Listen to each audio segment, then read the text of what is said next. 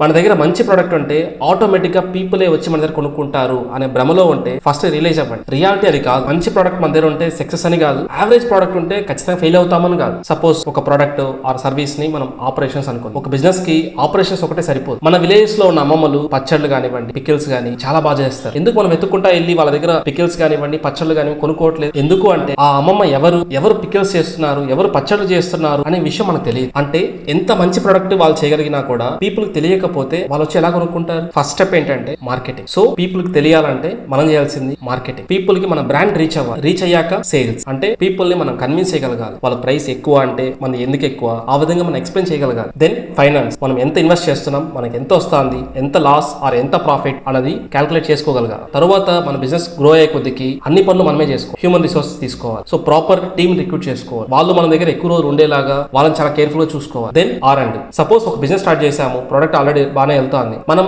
Competition ఎలా వెళ్తాంది, competitors ఎలా ప్రోడక్ట్ ఇంక్లూడ్ చేస్తున్నారు, ఈ విషయాలన్నీ తెలుసుకొని మన బిజినెస్ మనం ఇంప్రూవ్ చేసుకోవాలి. అంతేగాని ఆల్రెడీ నా ప్రోడక్ట్ సూపర్ గా ఉంది, నాకు ఈ ఒక్క ప్రోడక్టే సరిపోతుంది, నేను దీంతో ఎలాంటి మాడిఫికేషన్ చేయాల్సిన అవసరం లేదు అనుకుంటే సో నీ బిజినెస్ రన్ అవుతుంది కొంత టైం వరకు. బిజినెస్ అంటే ప్రోడక్ట్ ఒకటే కాదు, బిజినెస్ లో ప్రోడక్ట్ అనేది ఒక పార్ట్, మేజర్ పార్ట్ కూడా అనుకోవచ్చు. ఒక బిజినెస్ సక్సెస్ అవ్వాలంటే marketing, sales, operation, finance, HR, R&D ఇవన్నీ కలిసి వర్క్ చేస్తేనే మన బిజినెస్ గ్రో అవుతుంది.